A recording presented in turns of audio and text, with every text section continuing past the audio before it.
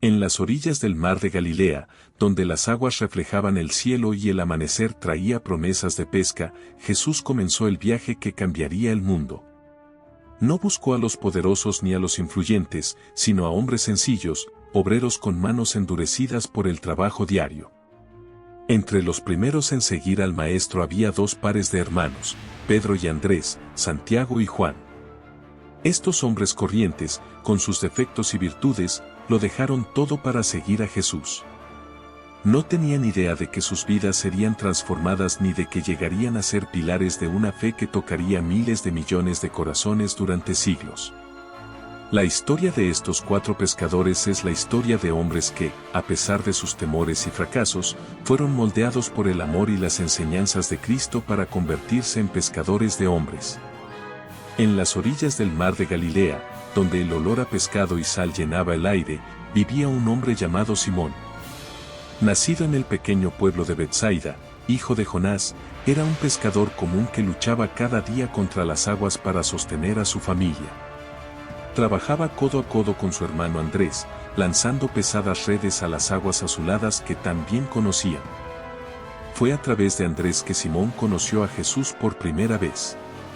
En el Evangelio de Juan 1, 40-42 leemos cómo Andrés, lleno de entusiasmo, halló a su hermano y exclamó, «Hemos hallado al Mesías», y lo llevó a Jesús. Cuando Jesús lo miró, vio más allá del hombre rudo que tenía delante, «Tú eres Simón, hijo de Jonás, tú serás llamado Cefas», que significa Pedro, o roca. Este momento marcó el comienzo de una transformación que nadie habría podido prever. Pocos días después, mientras Pedro y Andrés echaban sus redes al mar, Jesús paseaba por la orilla. El Evangelio de Mateo 4, 18-20 dice que Jesús se detuvo a observarlos y clamó, «Seguidme y os haré pescadores de hombres». La invitación era sencilla, pero poderosa. Sin vacilar, dejaron sus redes y lo siguieron. Aquella decisión instantánea reveló que algo extraordinario había tocado sus corazones. Pedro entró rápidamente en el círculo íntimo de Jesús junto con Santiago y Juan.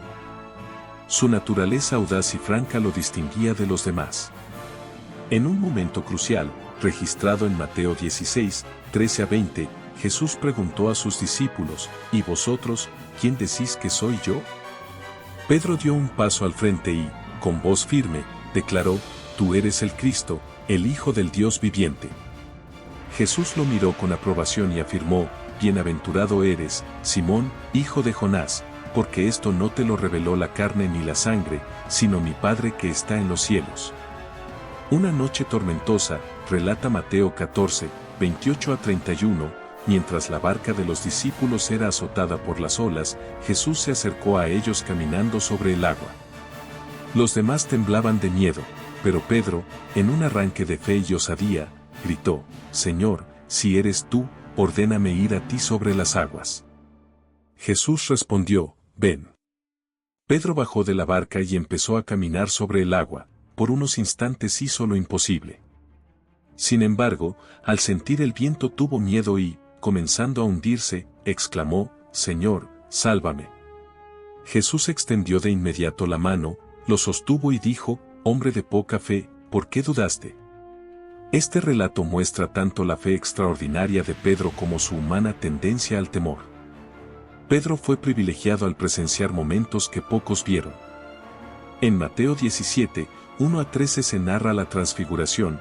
Junto a Santiago y Juan vio a Jesús transformado, con el rostro resplandeciente como el sol y las vestiduras blancas como la luz. Moisés y Elías conversaban con él. Sin saber qué decir, Pedro propuso levantar 3 enramadas. Entonces una nube los cubrió y la voz del Padre proclamó, «Este es mi Hijo amado, escuchadlo». Los discípulos cayeron rostro en tierra, aterrados. Jesús los tocó suavemente y los animó, «Levantaos, no temáis». Al alzar la vista, solo vieron a Jesús. En otra ocasión, Marcos 5, 37-43, Jesús permitió únicamente a Pedro, Santiago y Juan acompañarlo a la casa de Jairo, jefe de la sinagoga, cuya hija había muerto. Mientras otros lloraban, Jesús dijo, «La niña no está muerta, sino dormida». Se burlaron de él. Tras hacer salir a todos menos a los padres y a los 3 discípulos, tomó la mano de la niña y ordenó, Talita cum, que significa, niña, a ti te digo, levántate. De inmediato la niña se levantó y comenzó a caminar. Pedro fue testigo de este milagro extraordinario. La noche de la traición, Mateo 26, 36 a 46, Jesús llevó a Pedro, Santiago y Juan al huerto de Getsemaní. Mi alma está muy triste hasta la muerte, quedaos aquí y velad conmigo. Les pidió antes de orar. Al volver los encontró dormidos, no pudisteis velar conmigo ni una hora, reprochó a Pedro. Este momento de debilidad mostró que incluso sus más cercanos tenían límites. Pedro era un hombre de extremos, capaz de grandes actos de fe, pero también de graves errores. Su impulsividad lo hacía actuar antes de pensar. En Juan 18, 10, cuando los soldados llegaron al huerto, Pedro desenvainó la espada y cortó la oreja de Malco, siervo del sumo sacerdote.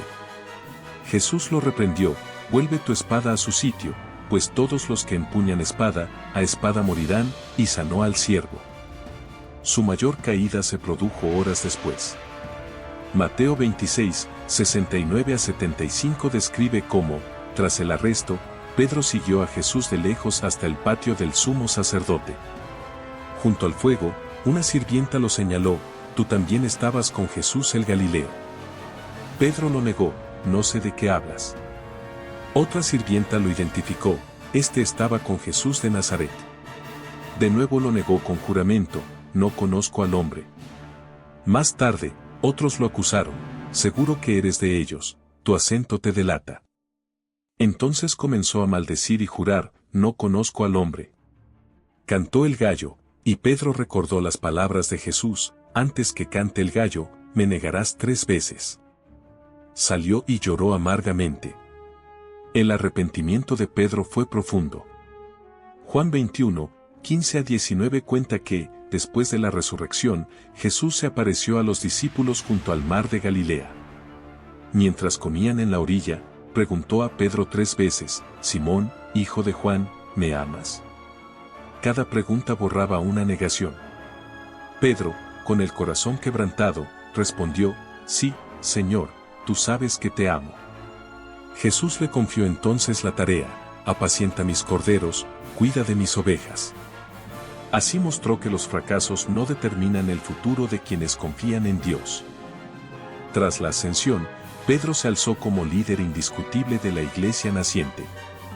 En Hechos 2, el día de Pentecostés, cuando el Espíritu Santo descendió, fue Pedro quien, con valentía, habló ante la multitud, a este Jesús Dios lo resucitó, de lo cual todos somos testigos. Sepa con certeza toda la casa de Israel que, a este Jesús, a quien vosotros crucificasteis, Dios lo ha hecho Señor y Cristo. Ante la pregunta, ¿qué haremos?, respondió, arrepentíos y bautizaos en el nombre de Jesucristo. Aquel día 3.000 personas aceptaron el mensaje. El pescador que antes temblaba ante una sirvienta realizaba ahora milagros extraordinarios. En Hechos 3, 1 a 10 se narra que, camino al templo, Pedro y Juan encontraron a un cojo de nacimiento. Al pedirles limosna, Pedro le dijo, no tengo plata ni oro, pero lo que tengo te doy, en el nombre de Jesucristo de Nazaret, camina. Lo tomó de la mano, al instante el hombre recobró fuerza y anduvo. El poder de Cristo fluía ahora a través de Pedro.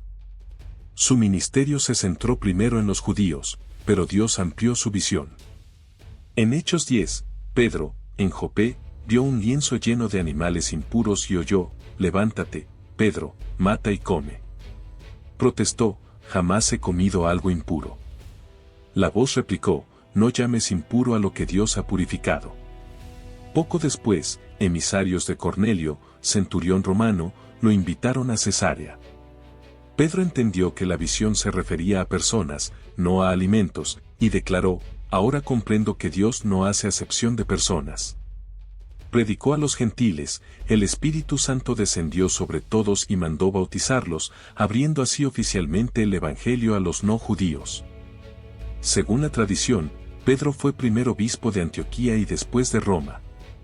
tras años de ministerio valiente, afrontó el martirio durante la persecución de Nerón. Se dice que pidió ser crucificado cabeza abajo, considerándose indigno de morir como su Señor.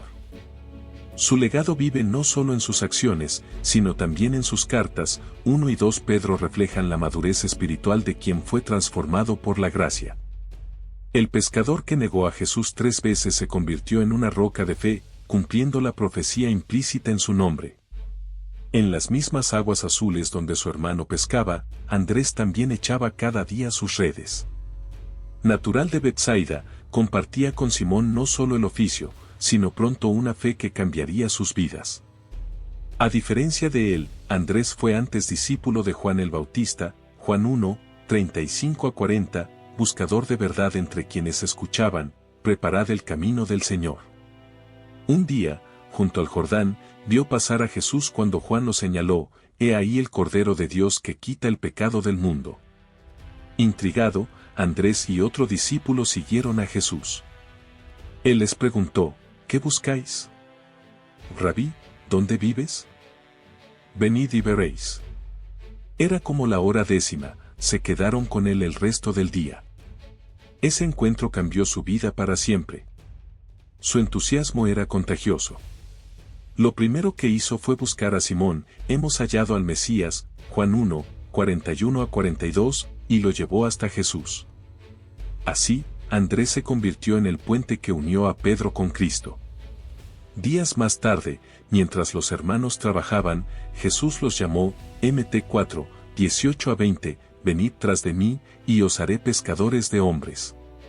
Sin vacilar, Andrés y Pedro dejaron sus redes. Para Andrés no era un primer encuentro, sino la confirmación de un llamado que ya latía en su corazón. Aunque no pertenecía al círculo íntimo como su hermano, vivió momentos significativos. En Juan 6, 8-9, durante la multiplicación de los panes, fue Andrés quien señaló al muchacho con 5 panes de cebada y 2 peces, ¿pero qué es esto para tantos? Jesús tomó lo poco, dio gracias y sació a la multitud. Andrés presenció cómo algo pequeño se vuelve suficiente en manos del Señor. En Juan 12, 20-22, algunos griegos querían ver a Jesús. Se acercaron a Felipe, quien habló con Andrés, y juntos llevaron la petición al Maestro. La gente veía en él un puente accesible hacia Cristo. Marcos 13, 3-4 muestra que también estuvo al preguntar sobre el fin de los tiempos. Dinos, ¿cuándo sucederán estas cosas y cuál será la señal de tu venida y del fin de la era? Lo notable del discipulado de Andrés es su rol constante de llevar personas a Jesús, a Pedro, al muchacho de los panes, a los griegos. Otros discípulos son recordados por declaraciones grandiosas, Andrés, por sus discretas conexiones. Tras la ascensión permaneció fiel, Hechos 1, 13 lo incluye en el aposento alto. El día de Pentecostés recibió el Espíritu y participó en la expansión inicial. Estaba entre los que trastornan el mundo, Hechos 17, 6. La Escritura no detalla su ministerio posterior, pero antiguas tradiciones cuentan que llevó el Evangelio a Grecia, Asia Menor, Tracia e incluso Escitia, actual Ucrania y sur de Rusia, fundando comunidades. Se dice que estableció la iglesia en Bizancio, futura Constantinopla, y fue su primer obispo. Murió mártir en Patras, crucificado en una cruz en forma de X. Mientras agonizaba, predicó durante 2 días, animando a los fieles a permanecer constantes. Su muerte, como su vida, fue testimonio del Evangelio. Su legado perdura, patrón de Escocia, Rusia, Rumanía, Ucrania y Grecia, conmemorado el 30 de noviembre. La vida de Andrés enseña humildad y evangelización silenciosa, llevar a otros a Jesús y después hacerse a un lado, ejemplo que sigue inspirando a quienes sirven sin buscar reflejos de reconocimiento. Bajo el sol mediterráneo, en un pequeño pueblo pesquero del mar de Galilea, vivía Santiago hijo de Zebedeo, hermano mayor de Juan. Su familia tenía un negocio lo bastante próspero para contratar jornaleros. Mateo 4, 21-22 relata que, tras llamar a Pedro y Andrés, Jesús vio a los 2 hermanos con su padre remendando redes. Los llamó, y enseguida dejaron barca y padre para seguirlo, una decisión radical que solo la presencia magnética de Jesús podía justificar. Marcos 3:17 señala que Jesús apodó a Santiago y Juan, Boanerges, hijos del trueno, por su temperamento fogoso e impulsivo.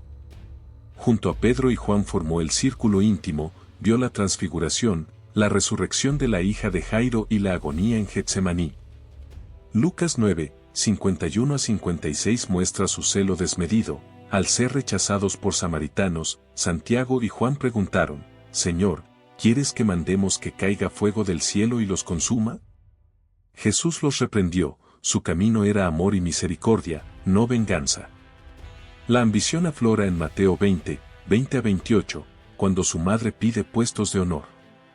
Jesús los desafía, ¿podéis beber mi copa? Ellos responden, podemos, sin entender aún el sufrimiento que implicaba. Con el tiempo, el celo de Santiago fue refinado. Después de Pentecostés se convirtió en líder prominente en Jerusalén. Hechos 12:1-2 dice que Herodes Agripa I mandó matar a espada a Santiago, hermano de Juan, hacia el 44 después de Cristo, cumpliendo la profecía de beber la copa del Maestro. Su martirio destaca la persecución que enfrentó la iglesia naciente. Tradiciones posteriores lo vinculan a España, habría predicado allí antes de volver a Jerusalén y morir. Su cuerpo, según la leyenda, fue trasladado milagrosamente a Compostela, donde se erige la Catedral de Santiago, destino del famoso camino.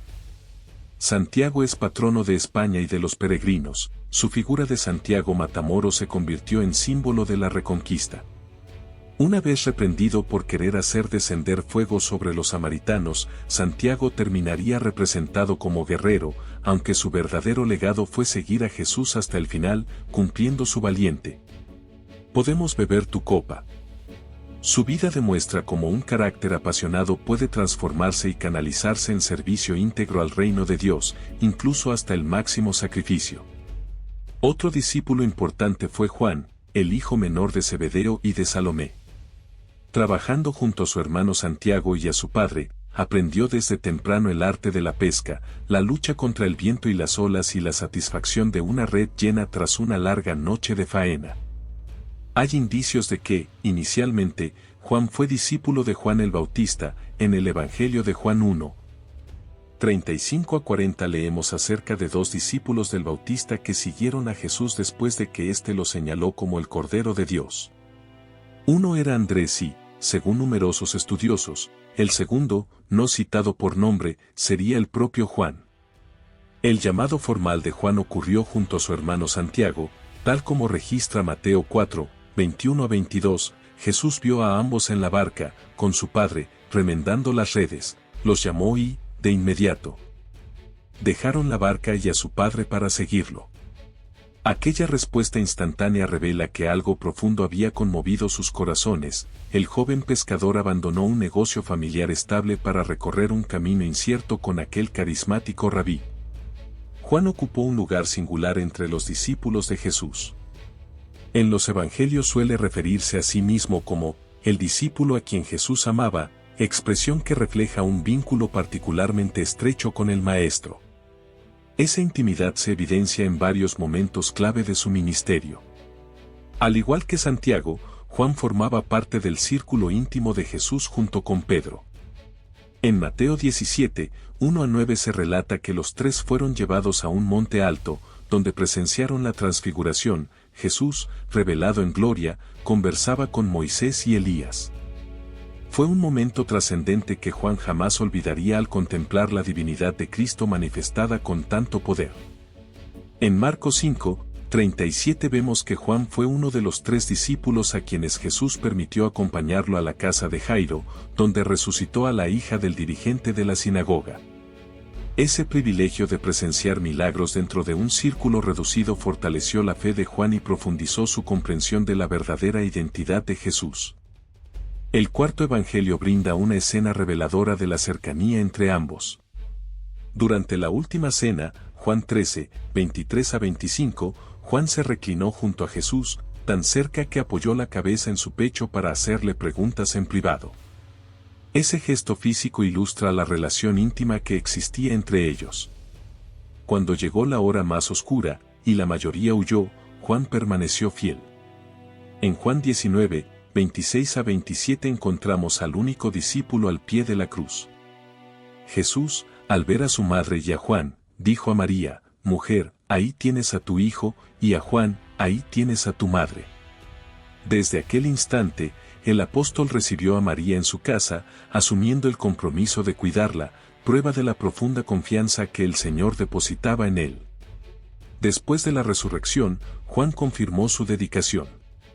En Juan 20, 1 a 10, tras el anuncio de María Magdalena sobre la tumba vacía, Juan y Pedro corrieron al sepulcro. Juan llegó primero, era más joven y veloz, pero esperó a Pedro para entrar.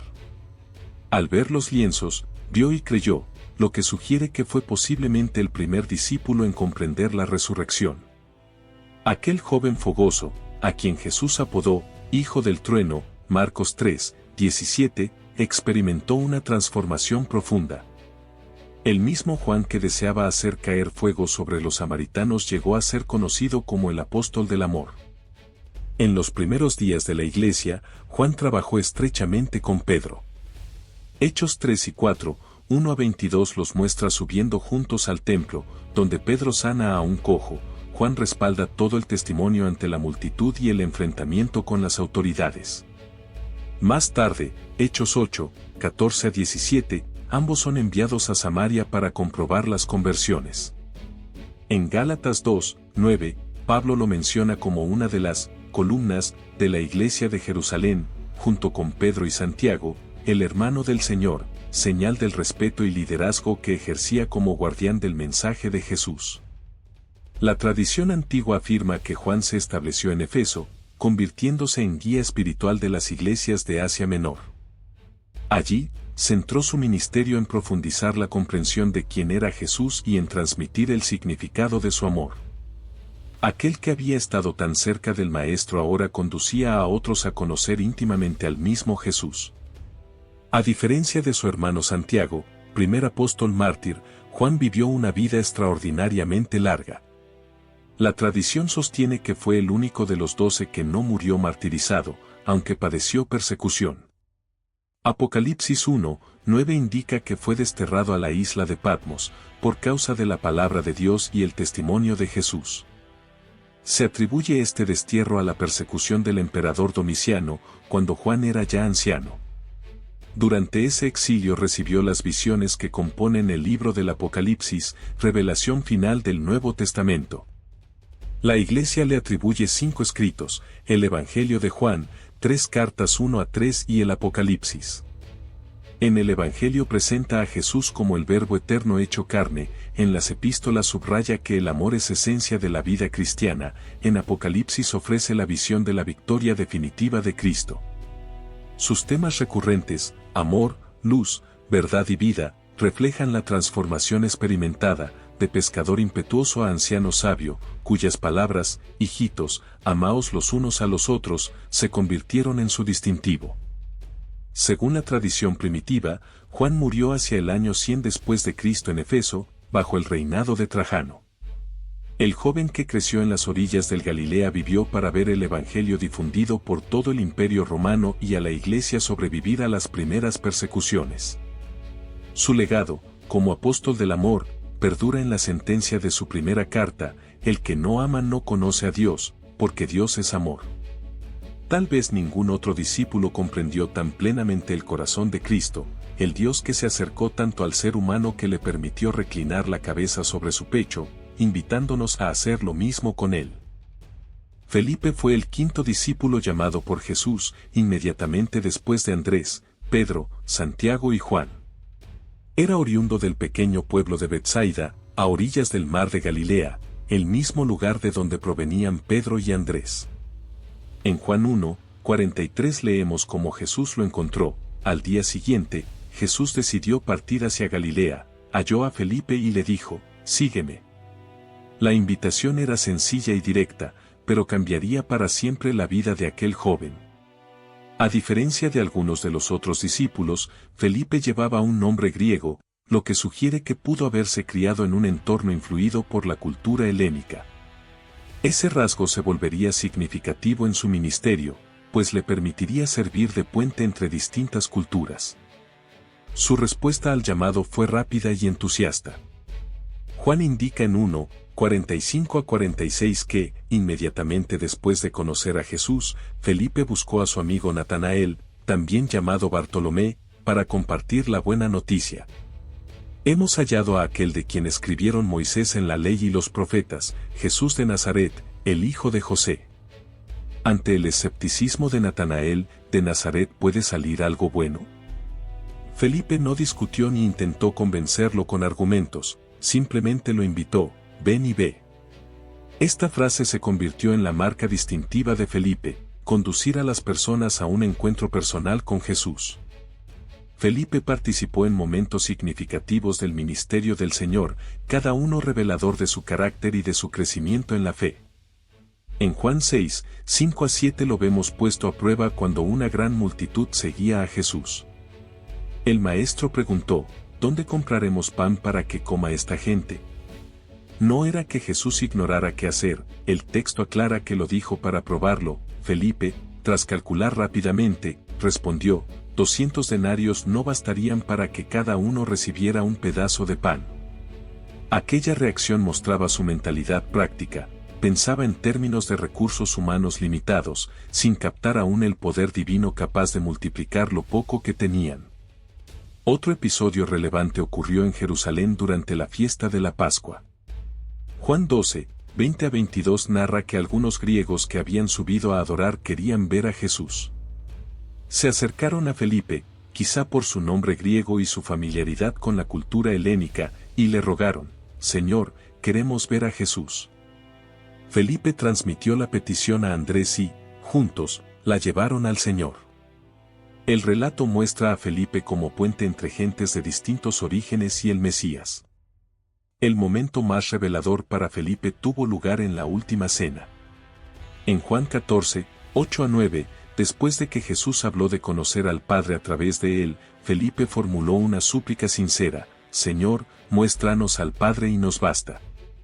La respuesta de Jesús incluyó una suave reprensión y una profunda revelación, quien me ha visto a mí ha visto al Padre. ¿Cómo dices, muéstranos al Padre? En ese instante, Jesús desveló a Felipe la verdad fundamental de su identidad divina, Él es la manifestación perfecta del Padre. Felipe permaneció fiel a la misión tras la ascensión. Hechos 1:13 lo incluye entre los discípulos reunidos en el aposento alto de Jerusalén, perseverando en oración mientras aguardaban al Espíritu Santo prometido. Estuvo presente el día de Pentecostés, cuando el Espíritu descendió sobre todos y los capacitó para la misión universal. Las Escrituras no ofrecen detalles pormenorizados sobre su ministerio posterior, pero las tradiciones antiguas afirman que llevó el Evangelio a tierras lejanas, predicó en Frigia, parte de la actual Turquía, y también en Escitia. Se dice que finalmente se estableció en Hierápolis, en Frigia, donde colaboró estrechamente con el apóstol Juan y con Bartolomé, el viejo amigo al que primero había invitado a venir y ver a Jesús. Según esos testimonios, Felipe sufrió el martirio en Hierápolis durante el reinado de Domiciano, hacia el año 80 después de Cristo. Algunos relatos aseguran que fue crucificado cabeza abajo, como Pedro, otros que fue apedreado por oponerse al culto a una deidad local. Sea cual fuere el método, Felipe selló su testimonio con sangre, manteniéndose fiel hasta el fin. Un detalle interesante, mencionado por historiadores tempranos como Papías y Eusebio, es que las hijas de Felipe llegaron a ser destacadas profetisas cristianas, prolongando el legado espiritual de su padre. La Iglesia lo conmemora a menudo el 3 de mayo. En el arte sacro aparece con frecuencia portando una cruz y panes de trigo, recordatorio de su papel en la multiplicación de los panes. Pero quizás su herencia más perdurable sea aquella invitación sencilla con la que llamó a Natanael, ven y ve. A lo largo de los siglos, esa sigue siendo la esencia del mensaje cristiano, experimentar a Jesús en persona, más que limitarse a oír hablar de él. Otro apóstol, Bartolomé, fue uno de los 12 originales, aunque su llamamiento plantea una cuestión de identidad. Los evangelios sinópticos, Mateo, Marcos y Lucas, incluyen a Bartolomé entre los 12, mientras que el Evangelio de Juan no menciona ese nombre, sino que habla de Natanael. La mayoría de los eruditos entiende que se trata de la misma persona. Bartolomé sería el apellido, significa hijo de Talmai en arameo, y Natanael el nombre propio. En Juan 21:2 sabemos que Natanael era de Caná de Galilea, la ciudad donde Jesús realizó su primer milagro al convertir el agua en vino. Al igual que la mayoría de los discípulos, probablemente era un hombre sencillo y trabajador de la región Galilea. Su encuentro con Jesús sucedió gracias a su amigo Felipe. Juan 1:45-51 narra cómo Felipe, entusiasmado tras hallar al Mesías, acudió a Natanael y le anunció: «Hemos hallado a aquel de quien escribieron Moisés en la ley y los profetas, Jesús de Nazaret, el hijo de José». El escepticismo de Natanael fue inmediato: ¿de Nazaret puede salir algo bueno? Nazaret era una aldea insignificante, no citada en el Antiguo Testamento y, en apariencia, un origen improbable para el Mesías. Pero la sencilla invitación de Felipe, «ven y ve», bastó para que fuera a comprobarlo por sí mismo. Al acercarse, Jesús lo sorprendió con un comentario inesperado: «He aquí un verdadero israelita en quien no hay engaño». Juan 1:47. Revelaba así que conocía el carácter de Natanael, hombre honesto y sincero, sin doblez. Natanael preguntó, asombrado: «¿De dónde me conoces?». Jesús respondió: «Antes de que Felipe te llamara, cuando estabas bajo la higuera, te vi». Alude a un momento concreto, quizá de oración o meditación, que nadie podía saber. Aquel conocimiento sobrenatural disipó el escepticismo. Natanael exclamó: «Rabí, tú eres el Hijo de Dios, tú eres el Rey de Israel». Juan 1:49. Jesús le prometió entonces: «¿Crees porque te dije que te vi bajo la higuera? Cosas mayores verás. De cierto os digo, veréis el cielo abierto y a los ángeles de Dios subir y bajar sobre el Hijo del Hombre». Juan 1:50-51.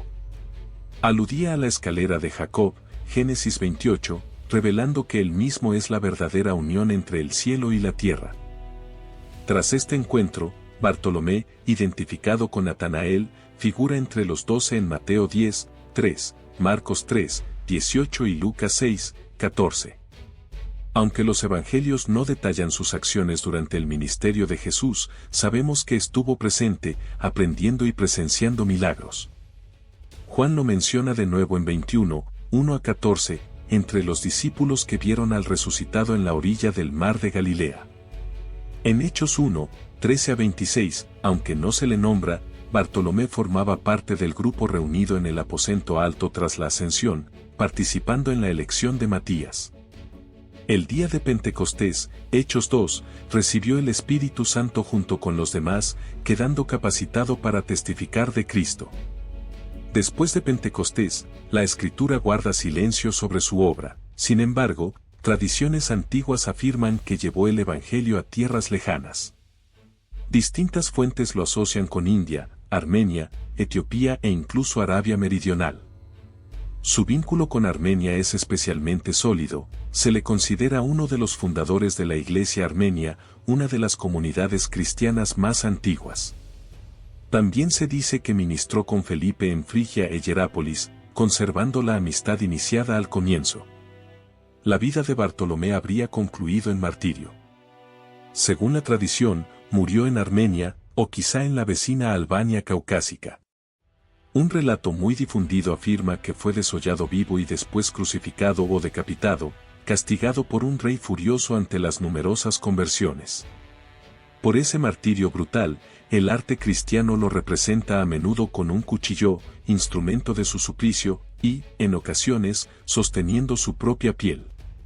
Algunos textos apócrifos, como el llamado Evangelio de Bartolomé, se le atribuyeron más tarde, aunque los especialistas no los consideran auténticos. La Iglesia celebra a San Bartolomé el 24 de agosto. Su vida continúa inspirando a quienes, como él, pasan del escepticismo a la fe profunda mediante un encuentro personal con Jesús. Otro discípulo elegido fue Tomás. Aunque se sabe poco de su vida anterior al llamado, su nombre arameo Toma significa gemelo, y el Evangelio de Juan también lo denomina Dídimo, el equivalente griego.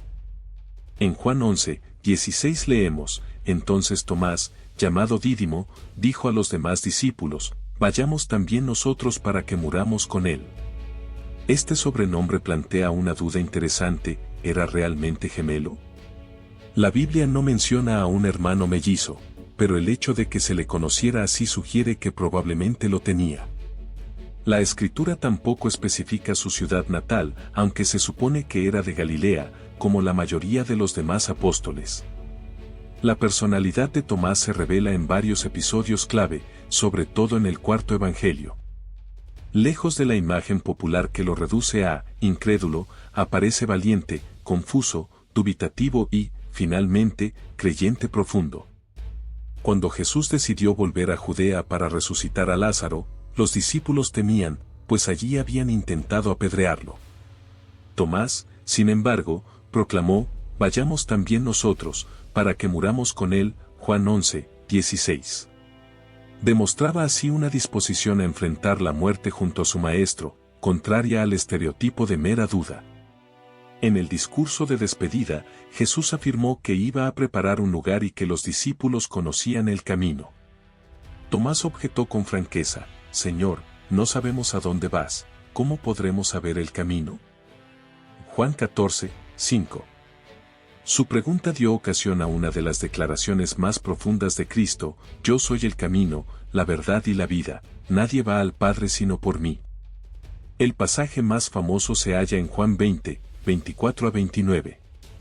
Tomás no estaba presente cuando Jesús se apareció a los discípulos. Al oír el testimonio de ellos, respondió: si no veo la señal de los clavos y pongo mi mano en su costado, no creeré. 8 días después, Jesús se mostró de nuevo, invitándolo a tocar sus heridas: no seas incrédulo, sino creyente. Tomás exclamó entonces una de las confesiones de fe más rotundas: Señor mío y Dios mío. Jesús añadió: porque me has visto, has creído. Dichosos los que no vieron y creyeron. Más que una reprensión, era un aliento para las generaciones futuras. Juan 21:2 incluye a Tomás entre los testigos de la aparición del resucitado a orillas del lago, durante la pesca milagrosa y la restauración de Pedro. Tras recibir el Espíritu Santo en Pentecostés, Hechos 2, Tomás participó en la expansión de la Iglesia, aunque el Nuevo Testamento no detalla sus pasos. Las tradiciones antiguas sostienen que llevó el Evangelio más lejos que cualquier otro apóstol, primero a Partía, noreste de Irán, luego a Persia y, finalmente, a la India. Esta última misión cuenta con fuerte respaldo documental temprano. Se cree que llegó a Kerala hacia el año 52 después de Cristo, donde fundó 7 comunidades y convirtió a familias de alta casta. Una tradición incluso afirma que bautizó a los 3 magos, aunque imposible de verificar, muestra la estrecha conexión que Oriente estableció con su figura. La tradición sitúa su martirio en Milapore, hoy parte de Chennai, hacia el 72 después de Cristo, habría sido atravesado por lanzas, por orden de un rey inquieto ante las numerosas conversiones. Incluso en su propia familia. El testimonio perdurable de Tomás son los cristianos de Santo Tomás de la India, quienes trazan su origen directamente a su predicación, constituyen una de las comunidades cristianas más antiguas del mundo. Anterior en siglos a la llegada de misioneros europeos. Tomás se conmemora el 3 de julio en varias tradiciones. Se le atribuyen textos apócrifos como los Hechos de Tomás y el Evangelio de Tomás, aunque los especialistas no los consideran auténticos. Más que ningún otro apóstol, Tomás simboliza el recorrido de la duda a la fe. Su exigencia de evidencias condujo a la confesión más clara de la divinidad de Cristo: Señor mío y Dios mío. Su historia enseña que cuestionar no se opone a creer, sino que puede ser el camino hacia una fe más profunda y personal. Otro discípulo muy importante fue Mateo, también conocido como Leví. Ocupaba una posición muy desprestigiada en la sociedad judía del siglo I. En el Evangelio de Marcos 2:14 se le identifica como Leví, hijo de Alfeo, y se indica que trabajaba como recaudador de impuestos en Cafarnaúm. El Evangelio de Mateo 9:9 simplemente lo presenta. sentado en el banco de los tributos públicos. Ser recaudador de impuestos, publicano, implicaba colaborar con el Imperio Romano cobrando tributos a sus propios compatriotas. Los publicanos eran tristemente célebres por exigir más de lo establecido y quedarse con la diferencia, de modo que eran doblemente despreciados, por servir a la potencia ocupante y por extorsionar al pueblo judío. Para los dirigentes religiosos se los incluía entre los peores pecadores, se los consideraba ritualmente impuros y traidores, excluidos de la vida religiosa y social. En este contexto se comprende lo extraordinario del llamado de Jesús a Mateo. El momento decisivo se describe de forma sencilla pero elocuente en Mateo 9:9. Al pasar Jesús de allí, vio a un hombre llamado Mateo sentado en el banco de los tributos y le dijo, «Sígueme». Y él se levantó y lo siguió. Marcos contiene la misma escena, 2:14, con el nombre de Leví. Al pasar, vio a Leví, hijo de Alfeo, sentado al banco de los tributos y le dijo, «Sígueme». Y, levantándose, lo siguió. La respuesta inmediata es asombrosa. Mateo abandonó una carrera lucrativa, aunque despreciada, para seguir a Jesús. No hubo vacilaciones ni condiciones, obedeció de inmediato, dejando atrás no solo un empleo, sino toda una identidad. Su primer acto tras el llamado revela su transformación. Lucas 5:29 relata, entonces Leví ofreció un gran banquete en su casa y había allí una gran multitud de recaudadores y otros que estaban a la mesa. Mateo abrió su hogar para que aquellos marginados por la élite religiosa conocieran también a Jesús. Este banquete provocó críticas de fariseos y escribas. ¿Por qué come su maestro con recaudadores y pecadores? Mateo 9:10-13. Jesús respondió, no necesitan médico los sanos, sino los enfermos. Misericordia quiero y no sacrificio, porque no he venido a llamar a justos, sino a pecadores. Así, la comida en casa de Mateo ilustró el mensaje central de Cristo, vino a buscar y salvar lo perdido, ofreciendo gracia a los rechazados. Después del llamado, Mateo aparece entre los 12 en Mateo 10:3, Marcos 3:18 y Lucas 6:15. Aunque los evangelios no citan muchas palabras suyas, él presenció milagros y enseñanzas junto a los demás. Su paso de recaudador despreciado a discípulo devoto debió de impactar a quienes lo conocían. Las destrezas de su antigua profesión, alfabetización, manejo numérico, registro meticuloso, resultarían providenciales más adelante. Tras la resurrección y ascensión, Mateo siguió fiel a la misión. Hechos 1:13 lo enumera entre los apóstoles que perseveraban en oración. En Pentecostés recibió el Espíritu Santo y quedó capacitado para testificar de Cristo. La tradición más antigua le atribuye el primer evangelio del Nuevo Testamento, redactado principalmente para lectores judíos y orientado a mostrar cómo Jesús cumple las profecías mesiánicas. Comienza con una genealogía que enlaza a Jesús con Abraham y David, subrayando su derecho al trono. Mateo cita a menudo el Antiguo Testamento con la fórmula, para que se cumpliese lo dicho por el profeta, e integra las palabras de Jesús en 5 grandes discursos, posiblemente en paralelo a los 5 libros de la Torá. 1. Sermón del Monte, capítulos 5-7. 2. Discurso misionero, capítulo 10. 3. Parábolas del reino, capítulo 13. 4. Instrucciones sobre la comunidad, capítulo 18. 5. Discurso escatológico, capítulos 24-25. La estructura revela una mente ordenada, moldeada por años de registros fiscales. Tradiciones antiguas afirman que Mateo permaneció unos 15 años en Judea predicando a los judíos y luego viajó a regiones lejanas, Etiopía, Persia o Partía, quizá concentrándose en comunidades de la diáspora. Respecto a su muerte, unos relatos lo presentan mártir, atravesado por espada o lanza, y otros sostienen que murió de causas naturales, siendo, junto a Juan, uno de los pocos apóstoles sin martirio. El arte cristiano lo representa con un hombre alado o ángel, símbolo ligado a su evangelio, el ser viviente de Ezequiel 1 que encarna la dimensión humana y real de Cristo. Es patrono de contadores, banqueros y funcionarios, profesiones emparentadas con su oficio anterior. La Iglesia lo celebra el 21 de septiembre. Mateo encarna el poder transformador de la gracia, de marginado a pilar de la Iglesia y autor de un evangelio. Su vida proclama que nadie está fuera del alcance del amor de Dios. El antiguo cobrador de tributos para César invita ahora, a través de su obra escrita, a rendir homenaje al verdadero Rey, el Cristo resucitado que lo llamó desde aquel banco de impuestos en Cafarnaúm. Santiago hijo de Alfeo es uno de los discípulos sobre los que la Biblia ofrece menos detalles personales. En las listas de los 12 apóstoles, Mateo 10, 3, Marcos 3, 18, Lucas 6, 15 y Hechos 1, 13, tras la ascensión, se lo menciona sencillamente como Santiago hijo de Alfeo. Para distinguirlo del más conocido Santiago hijo de Zebedeo, hermano de Juan.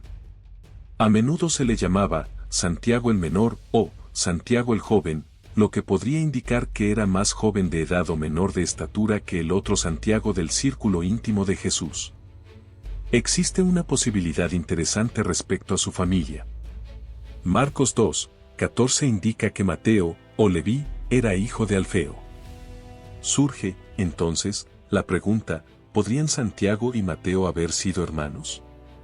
No es seguro, Alfeo era un nombre común, pero resulta perfectamente posible que dos hermanos fuesen llamados por Jesús al grupo de los 12. Algunas tradiciones antiguas intentaron identificar a este Santiago con el hermano del Señor, mencionado por Pablo en Gálatas 1, 19. Sin embargo, la mayoría de los estudiosos actuales los considera personas distintas. Santiago hijo de Alfeo, uno de los 12 y Santiago, el hermano del Señor, que llegó a ser líder de la iglesia en Jerusalén. No poseemos un relato específico del momento en que Jesús llamó a Santiago hijo de Alfeo, lo más probable es que sucediera durante el ministerio en Galilea, cuando Jesús convocó a la mayoría de sus discípulos. Aunque la Biblia no destaca ningún suceso centrado en él, sabemos que acompañó a Jesús durante toda su obra pública. En las listas apostólicas, Santiago aparece en el segundo grupo de 4, ni en el círculo más íntimo, Pedro, Santiago de Zebedeo y Juan, ni entre los últimos en ser escogidos. Ello sugiere que, sin pertenecer al núcleo cercano, ocupó un lugar respetado entre los seguidores del Maestro. Aún sin protagonismo individual, Santiago fue testigo de los mismos milagros, enseñanzas y experiencias que transformaron a los demás, vio a Jesús calmar la tormenta, multiplicar los panes, sanar enfermos y resucitar muertos, escuchó las parábolas, el sermón del monte y las lecciones que el Señor compartía solo con los 12. Después de la resurrección, Santiago se contó entre los discípulos a quienes Jesús se apareció. Pablo recuerda en 1 Corintios 15, 5-7 que el resucitado se apareció a Santiago, luego, a todos los apóstoles. Santiago también asistió a la ascensión, acontecimiento que reforzó su fe y su resolución para la misión futura. Tras la ascensión, permaneció en Jerusalén con los demás. Hechos 1, 13 lo incluye entre los que oraban en el aposento alto, aguardando la promesa del Espíritu Santo. En Pentecostés, Hechos 2, recibió el Espíritu, fue capacitado para dar testimonio y participó cuando unas 3.000 personas aceptaron el mensaje de Pedro.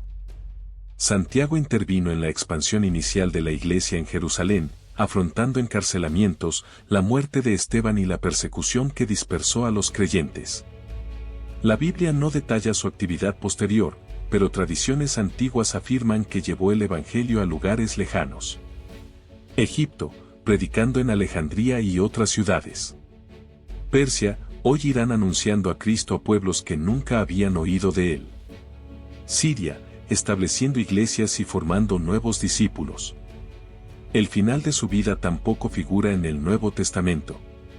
Relatos tempranos describen su martirio en Ostracine, bajo Egipto. Unos dicen que fue crucificado, otros, lapidado, como Esteban. Algunas iglesias lo conmemoran, junto con Felipe, el 3 de mayo.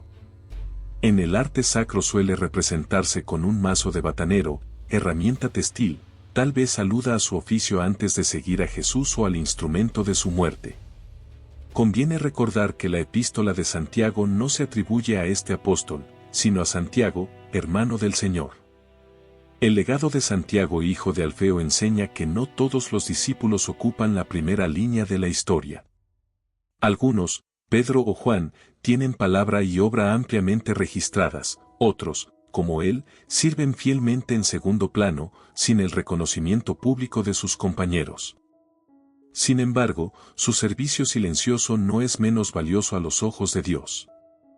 Judas Tadeo es un discípulo mencionado en la Escritura con varios nombres, lo que a veces genera confusión.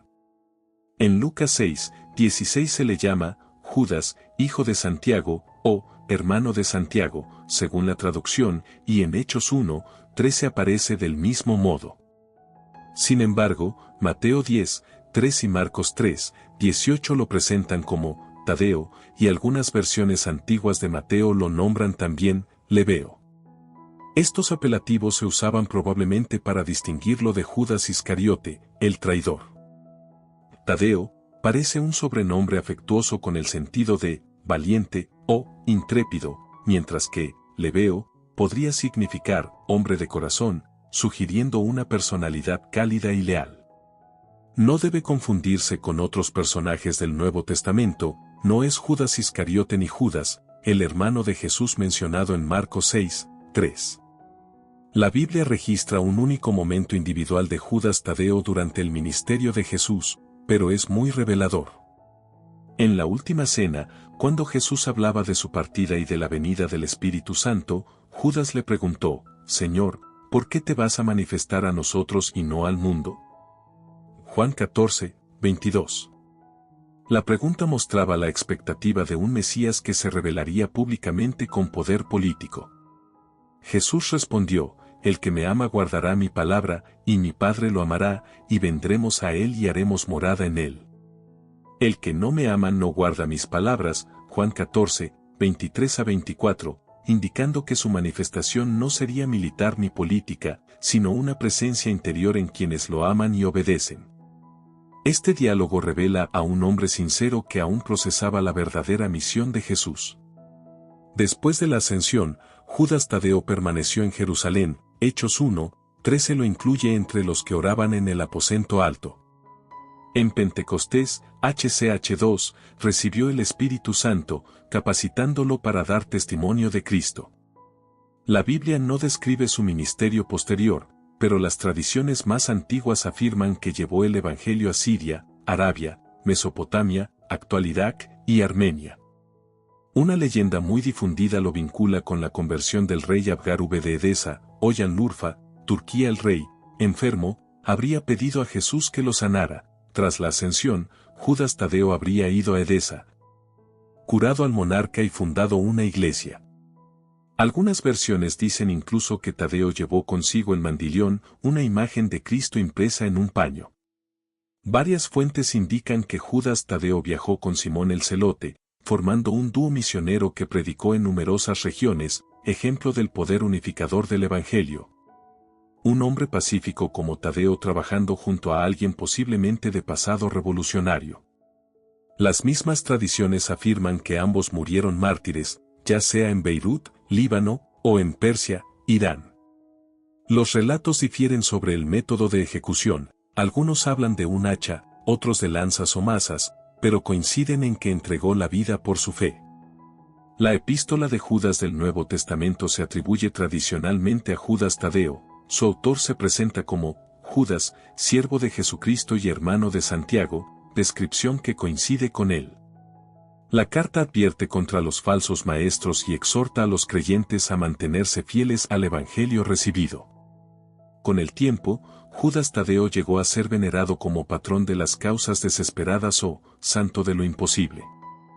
Probablemente esa devoción surgió porque, al llamarse Judas, muchos fieles lo confundían con Iscariote y evitaban invocarlo, de modo que se convirtió en un intercesor, poco solicitado, y, por ello, considerado especialmente dispuesto a ayudar. En el arte cristiano suele representarse con una imagen de Jesús sobre el pecho, aludiendo al mandilión, o con los instrumentos de su martirio, como un mazo o un hacha. Se lo conmemora junto con Simón el Celote el 28 de octubre.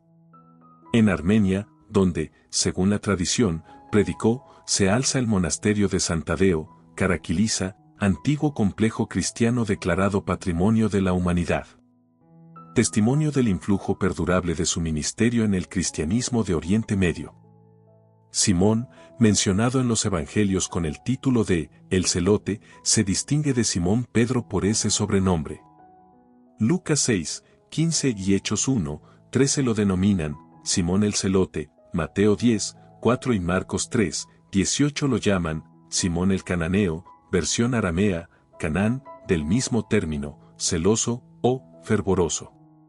El apelativo no alude a la región de Canaán, sino a su celo. Existen tres lecturas principales para ese título.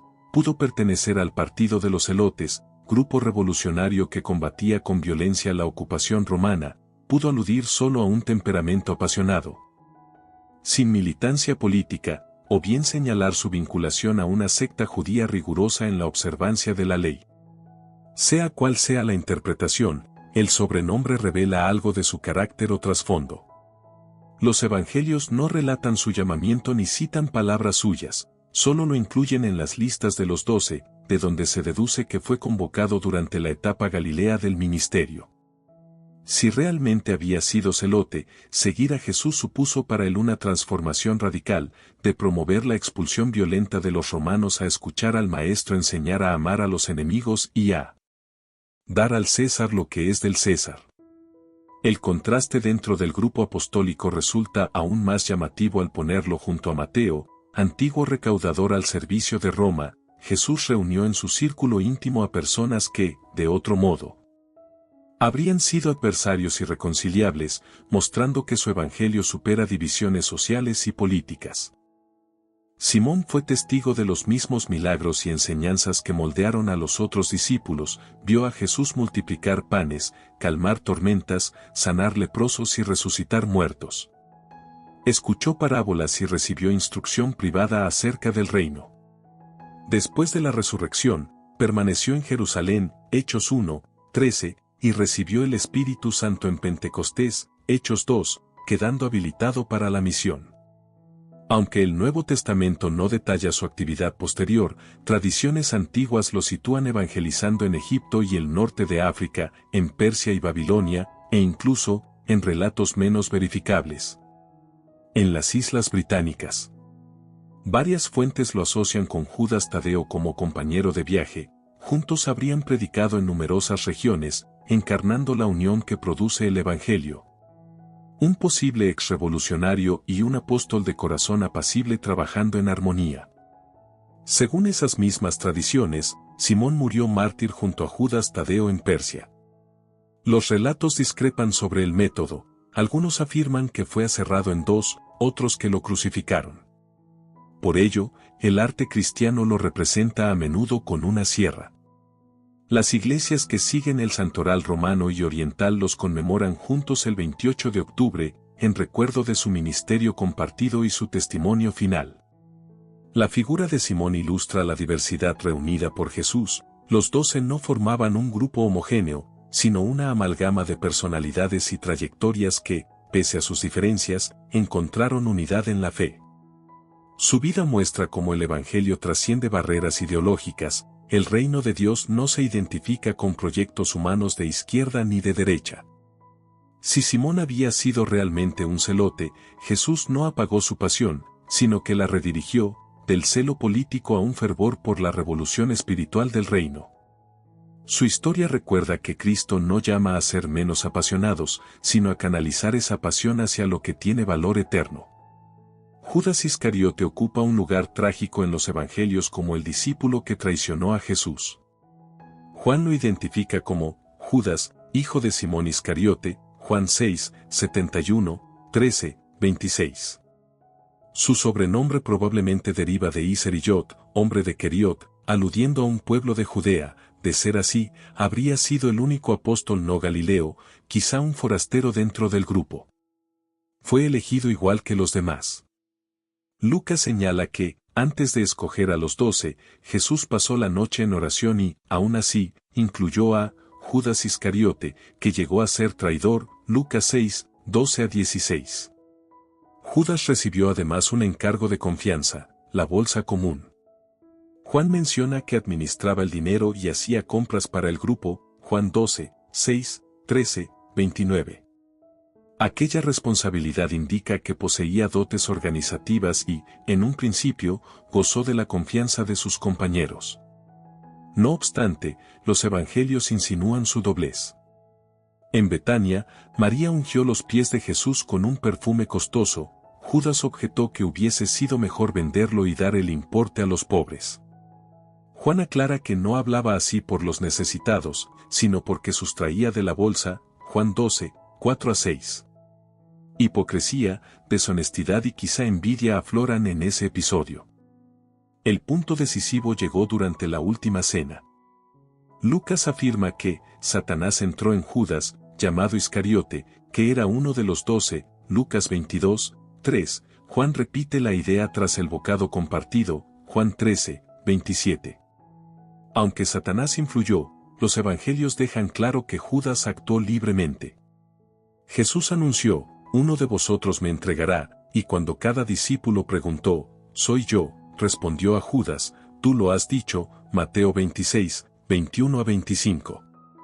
Luego lo señaló entregándole un trozo de pan. La traición fue premeditada.